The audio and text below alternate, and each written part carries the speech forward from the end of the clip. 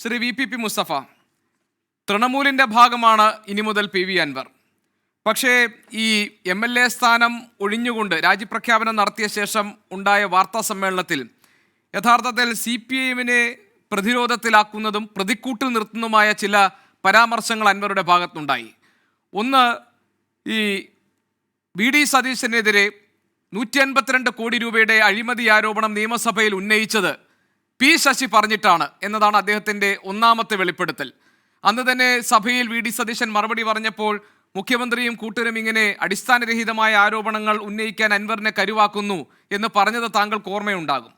പിന്നെ രണ്ടാമത്തത് ADGPക്കും മുഖ്യമന്ത്രിയുടെ പൊളിറ്റിക്കൽ സെക്രട്ടറിക്കും മുഖ്യമന്ത്രിയെ കുറ്റപ്പെടുത്തുന്നതുമായ തരത്തിലുള്ള ആരോപണങ്ങൾ ഉന്നയിച്ചത് CPMലെ തന്നെ മുതിർന്ന നേതാക്കളുടെ ഒരു സംഘം ആവശ്യപ്പെട്ടിട്ടാണ്. പേരുകൾ പറഞ്ഞില്ലെങ്കിലും പാർട്ടിക്കകത്ത് നിന്ന് തന്നെ ഒരു നീക്കമുണ്ടായെന്നും അതിൻ്റെ കോടാലിക്കൈയായി അൻവർ മാറി എന്നുമായിരുന്നു ആ വെളിപ്പെടുത്തൽ.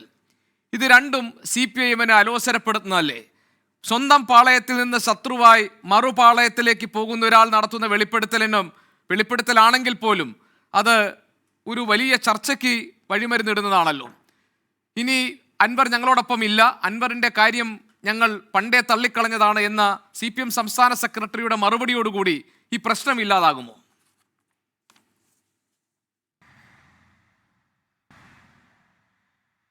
അല്ല, പ്രശ്നമില്ലാതാകില്ല. കാരണം നിങ്ങളിത് കത്തിച്ചുകൊണ്ടിരിക്കുമല്ലോ. അതുകൊണ്ട് അൻവറും ഇപ്പൊ അൻവർ സ്വീകരിക്കാൻ ശ്രമിക്കുന്ന വലതുപക്ഷ രാഷ്ട്രീയവും നിങ്ങൾ കുറച്ചു പേരും ചേർന്ന് ഇത് കത്തിച്ചുകൊണ്ടിരിക്കും. അല്ലാതെ CPMന് എന്ത് പ്രശ്നമുണ്ടാകാനാണ്? ഗോപികൃഷ്ണൻ തന്നെ ഇവിടെ ഉപയോഗിച്ച വാക്കുകൾ നോക്കൂ. CPIMനെ പ്രതിരോധത്തിലാക്കുന്നു, CPIMനെ വെട്ടിലാക്കുന്നു. ഈ പദങ്ങൾ, ഈ CPM പ്രതിരോധത്തിൽ, CPM വെട്ടിൽ, CPM നേതാക്കൾക്ക് കുരുക്ക് മുറുകുന്നു, ഈ പ്രയോഗങ്ങൾ കഴിഞ്ഞൊരു 5-6 വർഷത്തിനിടയിൽ ഗോപികൃഷ്ണൻ ഇതുപോലുള്ള ചർച്ചകളിൽ എത്ര തവണ ഉപയോഗിക്കേണ്ടി വന്നിട്ടുണ്ടാകും. എന്നിട്ടിപ്പോൾ CPMന്റെ സ്ഥിതി എന്താ? CPM നേതാക്കൾ അങ്ങനെ മുഖ്യമന്ത്രി ഉൾപ്പെടെ ഈ കേന്ദ്രക്കാർ വന്നിട്ട് മുറുക്കിയിട്ട് ആ കുരുക്ക് മുറുകിയോ? മുഖ്യമന്ത്രിയെ മാത്രമല്ല, നിരവധി നേതാക്കളെ. എന്താണ് സ്ഥിതി? നിരവധി വിഷയങ്ങൾ എടുത്തിട്ടു. ഏറ്റവും ഒടുവിൽ വാളയാറിലെ 2 പെൺകുട്ടികളുടെ മരണം ഉൾപ്പെടെ വെച്ചിട്ട് CPIMനെതിരെ ഏതെല്ലാം നിലയിൽ, അത് അവരുടെ അമ്മയെ മുഖ്യമന്ത്രിക്കെതിരെ സ്ഥാനാർത്ഥിയായിട്ട്, അത് ചിഹ്നമായിട്ട് കുട്ടിക്കുപ്പായം, അന്നും CPMനെ പ്രതിരോധത്തിലാക്കിയില്ലേ? അന്നും CPM വെട്ടിലായില്ലേ? എന്നിട്ട് എന്ത് സംഭവിച്ചു ഇപ്പോൾ? അതുകൊണ്ട് ഇത്തരം കാര്യങ്ങളിൽ ഏതെങ്കിലും തരത്തിൽ CPIMന് ഒരു പ്രതിരോധത്തിലാകുന്ന പ്രശ്നവുമില്ല, CPM വെട്ടിലാകുന്ന ഒരു വിഷയവുമില്ല. അതോ പാർട്ടി സംസ്ഥാന സെക്രട്ടറി പറഞ്ഞതുപോലെ കഴിഞ്ഞ വിഷയമാണ് PV അൻവറിൻ്റേത്. പക്ഷെ അങ്ങനെ കഴിയാൻ, അത് തീർന്നു എന്ന് സമ്മതിക്കാൻ നിങ്ങൾ തയ്യാറാകില്ല. എന്തുകൊണ്ടാണ്? നിങ്ങൾക്കിപ്പോൾ PV അൻവർ ആരാ? ഇവിടെ ഇപ്പോൾ PV അൻവറിൻ്റെ നിലപാടുകളെ കുറിച്ച് താങ്കൾ പറഞ്ഞു. പക്ഷേ ഇതേ PV അൻവർ CPIMന്റെ ഭാഗത്തായിരുന്നപ്പോൾ താങ്കൾ അവസാനം ഉപസംഹരിച്ചത് അങ്ങനെയാണല്ലോ ഗോപികൃഷ്ണൻ. കുറെ കാലം നിങ്ങളുടെ കൂടെ നിന്നേ ഒരാൾ ഇന്നിപ്പോൾ ഇങ്ങനെ പറയുമ്പോൾ, പക്ഷെ ഞങ്ങളുടെ കൂടെ നിൽക്കുമ്പോൾ PV അൻവറിനെ കുറിച്ച് 24 ഉൾപ്പെടെ നൽകിയിട്ടുള്ള ഇമേജ് എങ്ങനെയാ? ഇദ്ദേഹം നമ്മുടെ പ്രകൃതി സമ്പത്ത് മുഴുവൻ കൈയടക്കുന്നയാൾ, നമ്മുടെ പൊതുസ്വത്ത് മുഴുവൻ കൈയടക്കുന്നയാൾ, ആഫ്രിക്കയിൽ പോലും പോയിട്ട് ഖനി ബിസിനസ് നടത്തി അങ്ങനെ കച്ചവടവുമായിട്ട് നടക്കുന്നയാൾ, രാഷ്ട്രീയമായിട്ട് യാതൊരു ഉള്ളടക്കവും ഇല്ലാത്തയാൾ. ഇങ്ങനെയൊക്കെയല്ലേ നിങ്ങൾ ഇതേ PV അൻവർ ഇടതുപക്ഷമായിരുന്നപ്പോൾ നൽകിയ ഇമേജ്.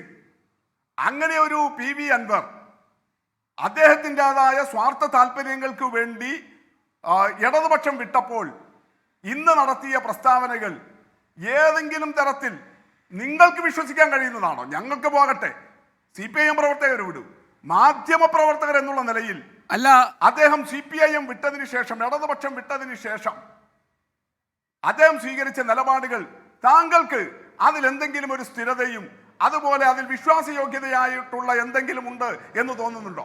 അല്ല ശ്രീ VPP മുസ്തഫ, ഇനി താങ്കൾ പറഞ്ഞ കാര്യങ്ങളിൽ ഓരോന്നോരോന്നായി ഞാൻ മറുപടിയല്ല, ഞാൻ താങ്കൾ ചില ഭാഗങ്ങളൊന്ന് ഓർമ്മിപ്പിക്കാം. ഒന്നാമത്തെ കാര്യം, PV അൻവറിൻ്റെ നിലപാടുകൾ സംബന്ധിച്ചാണ് താങ്കൾ ചോദിച്ചതെങ്കിൽ ശരിയാണ്. അദ്ദേഹത്തിൻ്റെ നിലപാടുകൾ മുൻപ് കോൺഗ്രസ് ആയിരുന്ന ഒരു കാലത്തും അതിനുശേഷം DICയിലേക്ക് പോയപ്പോഴും, അതിനുശേഷം സ്വതന്ത്രനായി നിന്നപ്പോഴും, അതിനുശേഷം ഇടത് സ്വതന്ത്രനായി നിന്നപ്പോഴും, അതിനുശേഷം പിണറായി വിജയൻ്റെ അടുപ്പക്കാരൻ എന്ന നിലയിൽ അൻവർ എടുത്തിട്ടുള്ള സ്വാതന്ത്ര്യത്തിൻ്റെ കാര്യത്തിലായാലും നിലപാടുകൾ മാറി മാറി പോവുകയും പിന്നീട് ഈ പിണറായി വിജയനുമായുള്ള ഒരു ഇക്വേഷൻ തെറ്റി അദ്ദേഹത്തിനെതിരെ തന്നെ ആരോപണം ഉന്നയിച്ച് പാർട്ടിയിൽ നിന്ന് പുറത്തു വന്ന് നടത്തിയ പരാമർശങ്ങളിലുമൊക്കെ അൻവറിൻ്റെ നിലപാടുകളിലെ പ്രശ്നങ്ങൾ നമ്മൾ കണ്ടിട്ടുണ്ട്. പിന്നെ താങ്കൾ പറഞ്ഞു ഈ മാധ്യമങ്ങൾ ഈ പി വി അൻവർ ഇടതുപക്ഷത്തുണ്ടായിരുന്നപ്പോൾ നൽകിയിരുന്ന പ്രതിച്ഛായ എന്താണെന്ന് ചോദിച്ചു. എൻ്റെ ചോദ്യം മറുപടി വളരെ ലളിതമാണ്. അതിനകത്ത് ഉണ്ടായിരുന്നപ്പോൾ പി വി അൻവറിന് നിങ്ങൾ കൊടുത്ത പ്രതിച്ഛായ അതിപ്പോൾ നിങ്ങൾ പി വി അൻവറിന് ചാർത്തി കൊടുക്കുന്നുണ്ടോ? അന്ന് പി വി അൻവറിനെ പ്രതിരോധിക്കാൻ നിങ്ങൾ കാണിച്ച ഉത്സാഹം അതിപ്പോൾ നിങ്ങൾക്കുമുണ്ടോ? ഇപ്പോഴും നിങ്ങൾക്കുണ്ടോ? പിന്നെ 152 കോടി രൂപയുടെ അഴിമതി ആരോപണം വി ഡി സതീശനെതിരെ ഉന്നയിക്കപ്പെട്ടപ്പോൾ അതിൻ്റെ ബേസ് എന്താണ് എന്ന കാര്യത്തിൽ എന്തെങ്കിലും ഒന്ന് പറയാൻ അന്നത്തെ ഇടതുപക്ഷ നേതാക്കൾക്ക് കഴിഞ്ഞിട്ടുണ്ടോ? പിന്നെ താങ്കൾ പറഞ്ഞത് CPM പ്രതിരോധത്തിലായി, CPM-നെ കുരുക്കുമുറുകുന്നു, CPM-നെ വെട്ടിലാക്കുന്നു എന്നത് അത് നിരന്തരം ഉപയോഗിക്കുന്ന ഈ 5 വർഷക്കാലത്തെക്കുറിച്ചാണ്. ശ്രീ VPP മുസ്തഫ, ഇതിന് തൊട്ടു മുൻപ് സോളാർ കേസ് ചർച്ച ചെയ്ത സമയത്ത് UDF-ന്റെ കുരുക്കുമുറുകുന്നതും മുഖ്യമന്ത്രി പ്രതിരോധത്തിലാക്കുന്നതും ഉമ്മൻചാണ്ടി എവിടെ പോയി എന്ന് ചോദിച്ച ചർച്ചകളിലൊക്കെ സജീവ സാന്നിധ്യമായി നിന്ന് അന്ന് മാധ്യമങ്ങൾക്ക് വേണ്ടി അതിനെ പിന്തുണയ്ക്കുകയും മാധ്യമധർമ്മത്തെക്കുറിച്ച് സംസാരിച്ച നേതാക്കളുടെ കൂട്ടത്തിൽ ശ്രീ VPP മുസ്തഫ താങ്കളും ഉണ്ടായിരുന്നു. അതുകൊണ്ട് മാധ്യമങ്ങൾ പ്രതിപക്ഷത്ത് നിന്നാണ് ഈ കാര്യങ്ങളെ കാണുക എന്ന കാര്യം താങ്കളെപ്പോലെ ഒരു വളരെ സീസൺഡ് ആയിട്ടുള്ള പൊളിറ്റീഷ്യനെ ഞാൻ ഓർമ്മപ്പെടുത്തേണ്ട കാര്യമില്ല. പിന്നെ ഒരു ടു ആഡ് സ്പൈസ്, അങ്ങനെ വേണമെങ്കിൽ താങ്കൾക്ക് ഇത്തരം ആരോപണങ്ങൾ മാധ്യമങ്ങൾക്കെതിരെ ഉന്നയിക്കുക. To add spice to the debate, ഒരു എരിവും പുളിയൊക്കെ ഈ ഡിബേറ്റിനെ ചേർക്കാൻ വേണ്ടി വേണമെങ്കിൽ അത്തരം ആരോപണങ്ങൾ ഞങ്ങളുടെ തലയിൽ കെട്ടിവെച്ചോളൂ. പക്ഷേ നമ്മുടെ പ്രശ്നം അതല്ലല്ലോ ശ്രീ VPP മുസ്തഫ. ഞാൻ ചോദിക്കുന്നത് വളരെ പൊളിറ്റിക്കൽ ആയിട്ടുള്ള ഒരു ക്വസ്റ്റ്യനാണ്. നിങ്ങൾക്കൊപ്പം ഉണ്ടായിരുന്ന ആൾ, ഞാൻ പറഞ്ഞത് ഇത് CPM-ഉം അല്ലെങ്കിൽ ഞാനും താങ്കളും തമ്മിലുള്ളൊരു പ്രശ്നമൊന്നും അല്ലല്ലോ. ഞാൻ ചോദിക്കുന്നത് PV അൻവർ ചില കാര്യങ്ങൾ പറയുന്നു. പാർട്ടിക്കകത്താണ് ഈ പ്രശ്നങ്ങളൊക്കെ ഉടലെടുത്തത്.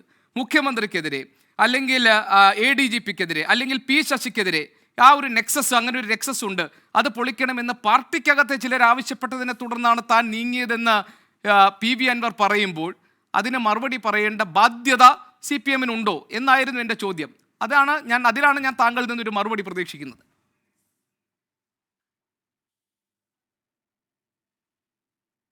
ഇടതുപക്ഷം വിട്ട് പുറത്തു പോയപ്പോൾ നിൽക്കക്കള്ളിയില്ലാത്ത ഒരാൾ നിലനിൽപ്പിന് വേണ്ടി പറയുന്ന പച്ച നുണയും ആ നുണയുടെ പ്രചരണവുമല്ലാതെ മറ്റെന്തുണ്ട് അദ്ദേഹം പറയുന്ന ഈ കാര്യങ്ങളിൽ? അതുകൊണ്ടാണ് ഒരു പച്ച നുണ ഒരാൾ പറഞ്ഞാൽ അതൊരു XMLA ആയിപ്പോയി, നേരത്തെ ഇടതുപക്ഷത്തിന്റെ കൂടെ സ്വതന്ത്രനായിട്ടുണ്ടായിരുന്ന ഒരാളാണ് എന്നുള്ളത് കൊണ്ട് മാത്രം അത് വലിയ നിലയിൽ ആഘോഷിക്കപ്പെടുന്നതല്ലേ ഉള്ളൂ. അല്ലാതെ ഗോപികൃഷ്ണന് തന്നെ അറിയാമല്ലോ അദ്ദേഹം പറയുന്നതിൽ യാതൊരു അടിസ്ഥാനവുമില്ല. വെറുതെ അദ്ദേഹം നിലനിൽപ്പിന് വേണ്ടി പറയുന്ന ഒരു നുണയാണത്, പച്ച കള്ളമാണ്. താങ്കൾ ഇവിടെ സൂചിപ്പിച്ചല്ലോ, അദ്ദേഹം നേരത്തെ ചില ഇടതുപക്ഷത്തോടൊപ്പം ഉണ്ടായിരുന്നപ്പോഴുള്ള പ്രശ്നങ്ങളിൽ എന്തായിരുന്നു CPIM ഇടതുപക്ഷം സ്വീകരിച്ച നിലപാട്? ഞാൻ ഗോപികൃഷ്ണനോട് ആവർത്തിച്ച് ചോദിക്കുന്നു. അദ്ദേഹം പ്രതിപക്ഷ നേതാവിനെതിരെ ഉന്നയിച്ച 150 കോടി രൂപയുടെ അഴിമതിയുടെ വിഷയം നിയമസഭയിൽ ഉന്നയിച്ചതിൻ്റെ രേഖകളുണ്ടല്ലോ. അവിടെ അദ്ദേഹത്തെ കൂടാതെ ഞങ്ങൾക്ക് വേറെയും 98 MLA-മാരുണ്ടല്ലോ. ആ 98 MLA-മാർ ആരെങ്കിലും ഏതെങ്കിലും സന്ദർഭത്തിൽ PV അൻവർ VD സതീശനെതിരെ ഉന്നയിച്ച ഈ ആരോപണം ആവർത്തിച്ചതായിട്ട് താങ്കൾക്ക് കേട്ടിട്ടുണ്ടോ? ഞങ്ങൾ തന്നെ എത്രയോ ചർച്ചകളിൽ പങ്കെടുത്തിട്ടുണ്ടല്ലോ, കോൺഗ്രസിന് വിമർശിക്കുന്ന ചർച്ചകളിൽ. എപ്പോഴെങ്കിലും ഇടതുപക്ഷ പ്രതിനിധികൾ താങ്കളുടെ ഫ്ലോറിൽ അൻവറിനെ ഉദ്ധരിച്ചിട്ട് ഈ 150 കോടിയുടെ ആരോപണം VD സതീശനെ വിമർശിക്കേണ്ട പല സന്ദർഭങ്ങളിലും ഞങ്ങൾ വിമർശിച്ചിട്ടുണ്ട്, ഇവിടെ താങ്കളുടെ ഫ്ലോറിൽ ഉൾപ്പെടെ. പക്ഷെ എപ്പോഴെങ്കിലും ഈ കാര്യം ഞങ്ങൾ ഉന്നയിച്ചിട്ടുണ്ടോ? ഇടതുപക്ഷം ഉന്നയിച്ചിട്ടുണ്ടോ? അൻവർ ഉന്നയിക്കുന്നത് പോലെ മുഖ്യമന്ത്രിയുടെ ഓഫീസ് കേന്ദ്രീകരിച്ച് ഉണ്ടാക്കിയെടുത്ത ഒരു ആരോപണമാണിതെങ്കിൽ, CPIM അതിൻ്റെ നേതൃത്വം അറിഞ്ഞ് ഉന്നയിച്ച ഒരു ആരോപണമാണിതെങ്കിൽ, ഞങ്ങളെല്ലാം അത് പലയിടത്തും ഉപയോഗിക്കണ്ടേ, പല സന്ദർഭങ്ങളിൽ ഉപയോഗിക്കണ്ടേ? ജ്യോതി ചാമക്കാലയും ഞാനും എത്രയോ സന്ദർഭങ്ങളിൽ പ്രതിപക്ഷ നേതാവിനെ വിമർശിക്കേണ്ട ചർച്ചകളിൽ പങ്കെടുത്തിട്ടുണ്ട്. ഞാൻ ജ്യോതികുമാറിനോട് ചോദിക്കുന്നു, എപ്പോഴെങ്കിലും ഈ മറ്റു പല കാര്യങ്ങളും ഞങ്ങൾ പ്രതിപക്ഷ നേതാവിനെ കുറിച്ച് പറഞ്ഞിട്ടുണ്ട്, പക്ഷേ ഈ 150 കോടി രൂപയുടെ അഴിമതിയുടെ കാര്യം ഞങ്ങൾ എപ്പോഴെങ്കിലും ഉദ്ധരിച്ചിട്ടുണ്ടോ? അപ്പം ഞങ്ങൾ ആരും ഉദ്ധരിക്കാത്ത, ഞങ്ങൾ ഒരിക്കലും ആവർത്തിച്ചിട്ടില്ലാത്ത ഒരു കാര്യം എടുത്തു വെച്ചിട്ട് ഇന്ന് PV അൻവർ ഒരു പ്രസ്താവന മുഖ്യമന്ത്രിയുടെ ഓഫീസിനെ കുറിച്ച് പറഞ്ഞാൽ, ഞാൻ പറഞ്ഞ കഴിഞ്ഞ 5-6 വർഷമായി നിലനിൽക്കുന്ന ഒരു പ്രത്യേക പശ്ചാത്തലത്തിൽ അതിങ്ങനെ തീരാത്ത വിഷയമായിട്ട് നിൽക്കും. മുഖ്യമന്ത്രിക്കെതിരെയും മുഖ്യമന്ത്രിയുടെ ഓഫീസിനെതിരെയും അല്ല, പറഞ്ഞാൽ സത്യത്തിൽ അതിനൊരു അത് ആ ഭാഗം ഇന്ന് PV Anwar പറഞ്ഞത് ശ്രീ VPP മുസ്തഫ VD സതീശന് മാപ്പ് പറയാൻ വേണ്ടിയുള്ളൊരു സന്ദർഭം എന്ന നിലയിലാണ്. അതിന് അദ്ദേഹത്തിന് ചില അത് രാഷ്ട്രീയ അടവിന്റെ ഭാഗമായിട്ടായിരിക്കും അദ്ദേഹം പറഞ്ഞിട്ടുണ്ടാവുക. കാരണം UDF-ലേക്ക് അതിനൊപ്പം നിൽക്കാൻ വേണ്ടി, അല്ലെങ്കിൽ ഇന്ത്യ മുന്നണിയുടെ ഒക്കെ ഭാഗമായി നിൽക്കാൻ വേണ്ടി നടത്തുന്ന നീക്കങ്ങളിൽ ഒരു തടസ്സം, ഒരു എതിർപ്പ് VD സതീശിൽ നിന്നുണ്ടായ ഘട്ടത്തിൽ അതിനെ മറികടക്കാൻ വേണ്ടി പറഞ്ഞതാകാം. പക്ഷെ ഞാൻ പറഞ്ഞത് ആ കാര്യമല്ല.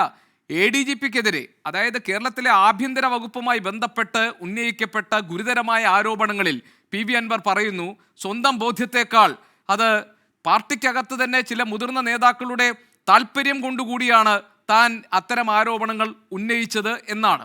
അതുമായി ബന്ധപ്പെട്ട് ഉയർന്നു വന്ന ചർച്ചകൾ, അതിനെ തുടർന്ന് ADGP-ക്കെതിരെ സ്വീകരിക്കേണ്ടി വന്ന ഒരു നിലപാട്, മുഖ്യമന്ത്രി അദ്ദേഹം നേരിട്ട് കേൾക്കേണ്ടി വന്ന പഴികൾ, അതിനെ തുടർന്നുണ്ടായ രാഷ്ട്രീയ ചർച്ചകൾ, ഇതൊക്കെ താങ്കൾക്ക് ഓർമ്മയുണ്ടല്ലോ.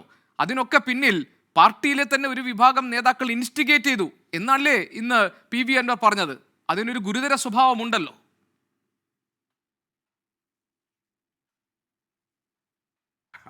താങ്കൾ എന്നോട് രണ്ട് ചോദ്യം തന്നെയാണ് ഉന്നയിച്ചത്. ഒന്ന്, PV Anwarന്റെ VD സതീശനെതിരായ ഈ ആരോപണം അത് മുഖ്യമന്ത്രിയുടെ ഓഫീസിൽ നിന്ന് കൊടുത്തതാണ്. അതിന്റെ വിശദീകരണം പറഞ്ഞപ്പോൾ അത് PV Anwarന്റെ ഒരു അടവുപരമായ തന്ത്രമായിട്ടും, എന്നാൽ രണ്ടാമത്തെ വിഷയമാണ് ഗുരുതരം. ഏത്?